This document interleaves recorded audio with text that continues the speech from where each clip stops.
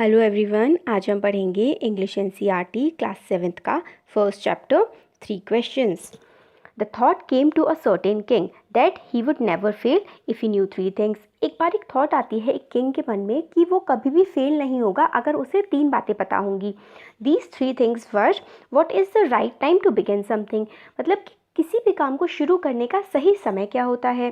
Second was the people which people should he listen to, कि किन लोगों की बात उसको सुननी चाहिए। और थर्ड है what is the most important thing for him to do, उसके लिए सबसे ज़्यादा ज़रूरी क्या काम है। The king therefore send messengers throughout his kingdom promising a large sum of money to anyone who would answer these 3 questions. तो king ने क्या किया कि बहुत सारे अपने दूत भेज दिए, हिंदी में जो है दूत कहते हैं मैसेंजर्स को। और उसने किंग ने ये प्रॉमिस किया था कि अगर कोई भी उसके इन 3 क्वेश्चंस का आंसर करेगा तो वो उसको बहुत सारे पैसे देगा। Many wise men came to the king but they all answered his question differently. बहुत सारे विद्वान लोग उसके पास आए किंग के पास, और मगर सब ने अलग अलग तरीके से आंसर्स दिए उसके क्वेश्चंस के। In reply to the first question some said the king must prepare a time table and then follow it strictly. तो कुछ लोगों ने कहा कि किंग को क्या करना चाहिए, एक टाइम टेबल बना लेना चाहिए और उस टाइम टेबल को बहुत ही अच्छे तरीके से फॉलो करना चाहिए, और सिर्फ यही एक तरीका है जिससे जो किंग है वो हर काम बिल्कुल सही समय पर कर सकता है। कुछ दूसरे लोगों ने कहा कि ये तो पॉसिबल ही नहीं है, पहले से डिसाइड कर लेना सही समय किसी काम को करने के लिए। The king should notice all that was going on, avoid foolish pleasures and always do what ever seemed necessary at that time. और कुछ लोगों ने कहा कि जो किंग को अपने जो फालतू के प्लेजर्स हैं, फालतू में जो आराम वगैरह हैं, वो सब छोड़ देने चाहिए और उसको बिल्कुल सही चीज़ों पे ही सारा ध्यान देकर अपने काम को करना चाहिए, जो कि बिल्कुल ही ज़रूरी चीज़ें होती हैं उन्हीं को टाइम देना चाहिए।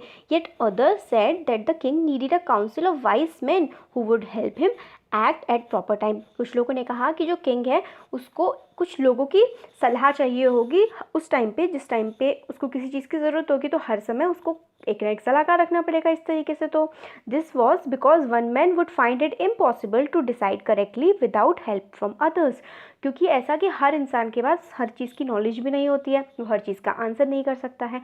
इसीलिए किंग को एक अच्छा कंसल्टेंट चाहिए जो उसको अच्छी सी कंसल्टेशंस दे दे और वो अपना काम सही से कर ले। But then others said that there were some things which could be urgent. फिर मगर इसको काउंटर करने के लिए कि हर समय उसको एक काउंसिल चाहिए, कुछ लोग चाहिए एडवाइस के लिए, इसको अगेंस्ट में जाने के लिए कुछ लोगों ने कहा कि हर समय तो भाई आपके पास काउंसिल रह नहीं सकती, कुछ अर्जेंट मैटर्स भी होते हैं जिनका आपको बिल्कुल तुरंत ही सोल्यूशन चाहिए होता है, तब क्या होगा। तो फिर उसके आगे कुछ लोग बोलते हैं in order to decide the right time for doing something it is necessary to look into the future. तो फिर अब एक और नया सजेशन आता है कि अगर आपको कोई काम करना है और वो बिल्कुल अर्जेंट है, पता करना है कि क्या सही है क्या गलत है, तो आपको पहले से फ्यूचर पता होना चाहिए, आपका भविष्य आपको पता होना चाहिए। और भविष्य कौन बताते हैं, इनके अकॉर्डिंग मजिशियंस बताते हैं। तो किंग को एक मजिशियन यानी कि एक जादूगर के पास जाना चाहिए अपने भविष्य को जानने के लिए और सारे काम सही तरीके से करने के लिए। ये सारी जो एडवाइजेस थी ये थी फर्स्ट क्वेश्चन के लिए। और फर्स्ट क्वेश्चन क्या था, फर्स्ट क्वेश्चन था कि किसी भी काम को करने का सही समय क्या है। अब सेकंड क्वेश्चन है मतलब अगर राजा को सारे काम सही तरीके से करने हैं तो उनको किस किस की बातें सुननी चाहिए, किन लोगों की बात सुननी चाहिए। तो सेकंड क्वेश्चन के जो आंसर आते हैं वो भी काफ़ी ज़्यादा अलग अलग आते हैं। फिर से कुछ लोगों ने कहा कि जो किंग को कुछ काउंसलर्स की ज़रूरत है जो उसकी सारे के सारे एडवाइसेस दें उसे कि वो सही से क्या क्या काम करे और क्या ना करे। कुछ लोगों ने कहा कि उसे पंडित को रखना चाहिए अपने पास, कुछ लोगों ने कहा कि डॉक्टर को रखना चाहिए, और कुछ लोगों ने कहा कि भाई जो सैनिक सिपाही होते हैं उनको रखना चाहिए, क्योंकि अगर कोई लड़ाई का मामला है तो फिर वो सैनिकों के एडवाइस से हल करें। बीमारी का, हेल्थ से रिलेटेड कोई इशू है तो वो डॉक्टर बताएगा। इस तरीके की अलग अलग एडवाइसेस आई सेकेंड के लिए, जो सेकेंड क्वेश्चन था। अब थर्ड क्वेश्चन क्या है, थर्ड क्वेश्चन था, याद करिए क्या था, हाँ थर्ड क्वेश्चन था कि किसी भी काम को करने का सबसे सही समय क्या होगा। नहीं सॉरी, जो थर्ड क्वेश्चन था कि करने के लिए सबसे ज़रूरी काम क्या है, मतलब कोई भी काम हमें करना है तो उसमें सबसे ज़्यादा इम्पॉर्टेंट क्या चीज़ होती है। तो थर्ड का आंसर है some said science, other choose fighting and yet other religious worship. कुछ लोगों ने कहा कि सबसे ज़्यादा ज़रूरी चीज़ तो साइंस होती है, कुछ लोगों ने कहा कि लड़ाई करना सबसे ज़्यादा इंपॉर्टेंट होता है, कुछ लोगों ने कहा कि भगवान की पूजा करना सबसे ज़्यादा इंपॉर्टेंट होता है। As the answers to his questions were so different the king was not satisfied and gave no reward. जो इसके आंसर्स आए थे बहुत ही अलग अलग आए थे, तो किंग को मतलब कोई भी आंसर अच्छा नहीं लगा और उन्होंने किसी को भी कुछ भी नहीं दिया, कोई रिवॉर्ड पैसे वगैरह कुछ भी नहीं दिए। बजाय कि उन्होंने सोचा कि वो जो एडवाइस लेंगे वो एक हर्मिट से लेंगे जो कि बहुत ही ज़्यादा पॉपुलर था अपने ज्ञान के लिए, अपनी विजडम के लिए। हर्मिट वो लोग होते हैं जो अपना घर बार छोड़ के कहीं और बाहर रह रहे होते हैं, पूरे दिन अपने काम काज करते हैं, मेडिटेशन वगैरह करते हैं, उनको हर्मिट बोलते हैं।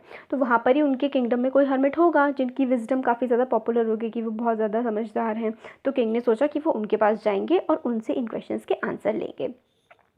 हर्मिट जो रहते थे वो जंगलों में रहते थे और वो कभी भी मतलब उस जंगलों में रहते थे और अपना जो कुटिया थी, उनकी जो हट थी, उसको नहीं छोड़ते थे और सिर्फ़ वो जो बहुत ही सामान्य से सिंपल से लोग होते थे सिर्फ उन्हीं से मिलते थे। तो फिर किंग ने क्या किया, बिल्कुल साधारण से ऑर्डिनरी क्लोथ्स पहन लिए और जैसे ही वो उसकी हट में पहुंचने वाले थे हर्मिट की, तो अपना घोड़ा भी उन्होंने बाहर ही छोड़ दिया बॉडीगार्ड के साथ और अकेले ही हर्मिट की हट में चले गए। जैसे कि किंग जो है हट के अंदर अंदर जा रहे थे, उन्होंने देखा कि जो हर्मिट थे वो ग्राउंड जो होता है ज़मीन में खुदाई कर रहे थे।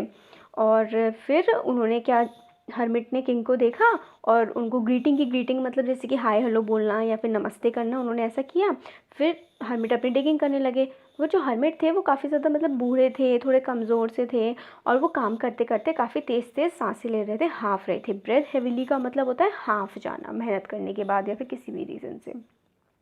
तो किंग जब उनके पास गए हर्मिट के पास, तो वो उनके पास जाके कहते हैं कि मैं आपसे मिलने आया हूँ, मैंने आपके बारे में सुना है और मैं आपसे 3 क्वेश्चंस पूछना चाहता हूँ। फिर वो 3 क्वेश्चंस बताते हैं। How can I learn to do the writing at the right time, मैं सही समय पे सही काम कैसे कर सकता हूँ। Who are the people I need most, मुझे किन लोगों की सबसे ज़्यादा ज़रूरत है। And what affairs are the most important, और कौन से काम सबसे ज़्यादा ज़रूरी है। ये 3 क्वेश्चंस थे। ये 3 क्वेश्चंस राजा ने हर्मिट को बता दिए।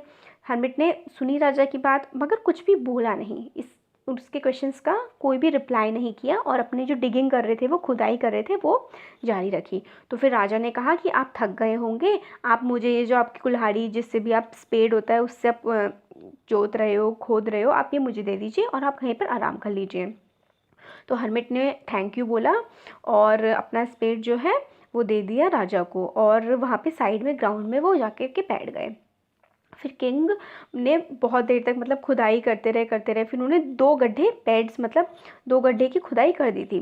फिर वो रुके और उन्होंने फिर से मतलब अपना क्वेश्चन पूछा। फिर से जो हर्मिट थे उन्होंने कोई भी आंसर नहीं दिया और फिर उसके बाद फिर से जो राजा थे वो फिर से अपना काम करने लगे। फिर वो उनसे कहते हैं हर्मिट राजा से कि अब आप रेस्ट कर लीजिए और मैं काम कर लेता हूँ, मगर किंग ने नहीं दिया उनको स्पेड और खुद ही जो है ग्राउंड को वो डिग करते रहे। 1 घंटा पास हो गया, उसके नेक्स्ट वाला घंटा भी पास हो गया और जो सूरज था वो अब डूबने लगा था, मतलब लिखा है बिहाइंड द ट्रीज, टी लोग जो पेड़ हैं उनके पीछे जाने लगा था। और फिर at the last the king struck the spade in the ground and said, मतलब लास्ट में फिर जब दिन छुपने लगा था तो उन्होंने किंग ने स्पेड को ग्राउंड पे रख दिया। फिर उन्होंने जो वाइस मैन थे, हर्मिट थे, उनसे कहा कि वो मतलब उनसे कुछ आंसर्स सीख करने आए हैं और वो चाहते हैं कि वो आंसर उनको बता दें। और फिर वो कहते हैं कि if you can give no answer tell me so I will return home. फिर वो कहते हैं कि अगर आप मुझे आंसर नहीं देना चाहते हैं तो आप मुझे बता दीजिए, मैं घर वापस चला जाऊँगा। और जैसे ही वो ये सब बात कर रहे थे तभी क्या होता है कि एक कोई आदमी आ जाता है भागता। अब जो है इसका पार्ट 2 स्टार्ट हो गया है। इस जो ये पूरी स्टोरी है इसका पार्ट 2 है। किंग जैसे ही वो भागता हुआ आ रहा होता है, एक मैन किंग क्या होता है उसकी तरफ देखता है कि कोई दाढ़ी वाला कोई आदमी है जो हट की तरफ भागता हुआ आ रहा है और उसने जो अपने हाथ हैं वो अपने पेट से बिल्कुल दबाए हुए हैं, अपना पेट दबाया हुआ है हाथों से और उसके पूरे पेट में से और हाथों पे लगता हुआ खून ही खून लगा हुआ है। और जैसे ही वो वहाँ पे किंग के पास पहुँचा वो बेहोश होके गिर गया। फेंट का मतलब होता है बेहोश हो जाना। किंग और हर्मिट ने उसके जो कपड़े थे वो हटाए और उसका जो स्टमक था, पेट पे उसके काफ़ी ज़्यादा खून निकल रहा था, उसको देखा कि क्या हुआ है वहाँ पे। तो वहाँ पे एक चोट लगी थी, वुंड का मतलब होता है चोट लगना। फिर किंग ने वो उसकी जो चोट थी साफ़ करी अपने रुमाल हैंडकरचिफ, रुमाल मतलब होता है हैंडकरचिफ इंग्लिश में। और फिर जो वो ब्लड था वो रुक नहीं रहा था, फिर उसने दोबारा से और दूसरे कपड़ों से उसको दबाया और मतलब पूरी तरीके से कोशिश की कि जो ब्लीडिंग है, जो खून निकल रहा है, वो रुक जाए। और फाइनली वो रुक गया। और अब मैन जो था वो उसको थोड़ा थोड़ा बेटर लग रहा था और फिर उसने पानी के लिए कुछ मांगा। किंग ने उसको ताज़ा पानी दे दिया। और फिर इस टाइम तक तो सन था ना वो पूरा का पूरा छुप चुका था और हवा ठंडी हो गई थी। The king with the hermits help carried the wounded man. हाँ मतलब जो किंग था वो हर्मिट की हेल्प से जो चोटिल आदमी था, वुंडेड मैन, उसको हट में ले आए और उसको बेड पे लेटा दिया। और जो मैन मतलब सो गया आराम से लेटा हुआ। और जो किंग था वो भी काफ़ी ज़्यादा थक गए थे पूरे दिन के काम वगैरह से, तो वो भी ज़मीन पर लेट गए और जैसे लेटे उनको नींद आ गई। और जब वो उठे कुछ टाइम बाद, उनको मतलब जब सुबह उठे तो उनको कुछ भी याद नहीं रहा। मतलब एकदम से उनको लगा कि ये मैं कहाँ आ गया हूँ कुछ मिनट्स के लिए। फिर थोड़ी देर में मतलब उनको हाँ आया कि हाँ मैं आया था और ऐसा ऐसा उनको ध्यान आ गया। फिर जो बियर्डेड मैन था वो बेड पे लेटा हुआ था जिसको चोट लगी हुई थी, वो एकदम से किंग से कहने लगता है मुझे माफ़ कर दीजिए, मुझे माफ़ कर दीजिए। बहुत ही हल्की सी आवाज़ आती है और किंग की मतलब इसी बात से नींद खुलती है, हल्की सी, कि मतलब कौन बोल रहा है। तो फिर कि वो कहते हैं कि किंग उनसे कि आप किस बात के लिए माफ़ी मांग रहे हैं, मुझे नहीं पता है। तो फिर वो जो वुंडेड मैन होता है वो कहता है कि आपको नहीं पता, आप मुझे नहीं जानते हैं, मगर मैं आपको जानता हूँ और मैं आपका मतलब मैं आपको दुश्मन मानता था और मैंने ये कसम खाई थी कि मैं आपसे बदला लूँगा, क्योंकि आपने मेरा जो भाई है उसको मतलब मरने का आदेश दे दिया था, उसको मारने का डेथ सेंटेंस दे दिया था और हमारी जितनी भी सारी प्रॉपर्टी थी उसको आपने अपने सीज़ कर लिया था, मतलब हमसे वापस ले लिया था। और I know you had gone alone to see that hermit. और फिर मुझे पता लगा था कि आप जो ये हर्मिट को अकेले देखने के लिए यहाँ पे इनसे मिलने के लिए आए हैं, तो फिर मैंने आपको आपके मारने का प्लान बनाया था कि जब आप वापस जाएंगे तब आप अकेले होंगे और तब मैं आपको मार दूँगा। मगर क्या हुआ कि पूरा का पूरा दिन बीत गया और आप वापस नहीं आए। तो जहाँ पर मैं छुपा हुआ था उस जगह से मैं वापस निकला और जैसे ही मैं वापस निकला तभी आपके बॉडीगार्ड्स ने मुझे पहचान लिया और मुझ पर हमला किया, जिसकी वजह से मेरे को इतनी चोट लग गई। मगर मैं वहाँ से बच निकला और मैं मर जाता अगर आप जो मेरी ये चोटें हैं इनको ड्रेस करके मतलब मुझे अगर ठीक ना करते तो मैं मर जाता। मैं तो आपको मारना चाहता था मगर आपने मेरी ज़िंदगी बचाई। नाउ अगर अब मैं जो ज़िंदा रहूँगा तो मैं आपका फेथफुल सर्वेंट मतलब आपका बिल्कुल सच्चा सेवक बन के रहूँगा और मैं अपने बेटों से भी कहूँगा कि वो भी आपकी इसी प्रकार से सेवा करें। फिर वो उससे किंग से माफ़ी मांगने लगता है। फिर किंग जो होता है उसको मतलब काफ़ी ज़्यादा खुशी होती है कि उसने उसका जो एक दुश्मन था वो अब उसका दोस्त बन गया है और एक उसका एनिमी ख़त्म हो गया है उसकी लाइफ से, अब वो उसका एनिमी नहीं रहा है।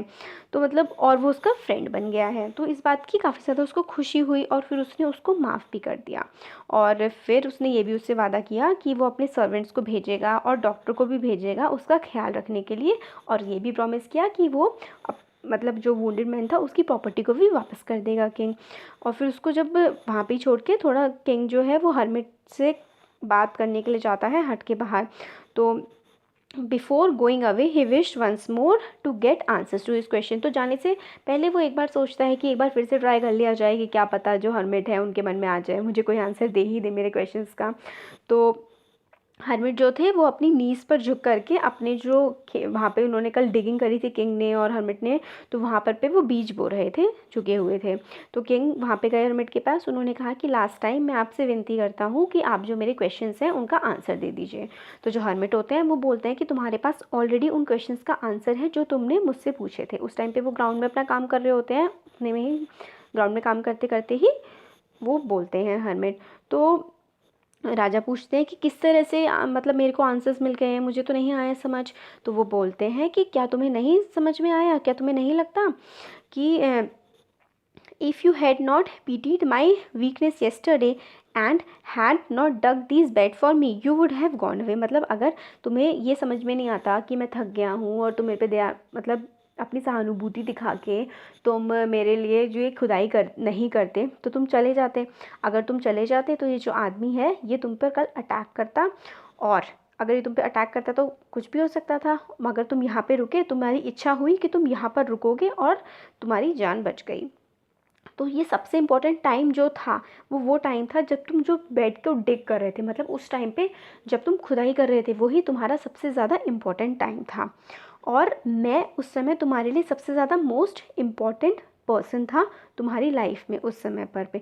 और जो सबसे इम्पॉर्टेंट बिजनेस था वो था जो तुम काम कर रहे थे, खुदाई कर रहे थे। Afterwards when the man ran to us the most important time, फिर जब ये वाला टाइम खत्म हो गया, मोस्ट इम्पॉर्टेंट 3 चीज़ों के आंसर यहाँ मिल गए। अब जब मैन भाग कर आया तो सबसे ज़्यादा क्या हुआ, मोस्ट इम्पॉर्टेंट जो चीज़ थी वो क्या थी, मोस्ट इम्पॉर्टेंट टाइम था उस आदमी की जान बचाना। उसकी तुमने केयर की और उसकी ड्रेसिंग की, उसकी वुंड्स की, और तुमने उसको मरने से बचा लिया, और जिसकी वजह से तुमको आज मतलब पीसफुल फील हो रहा है और अच्छा लग रहा है। मोस्ट इम्पॉर्टेंट पर्सन या मैन उस टाइम पर कौन था, वो था वो वुंडेड मैन। और उस टाइम पे मोस्ट इम्पॉर्टेंट काम क्या था, वो काम था उसको मतलब ड्रेस करना उसकी वुंड को और उसको ठीक करना।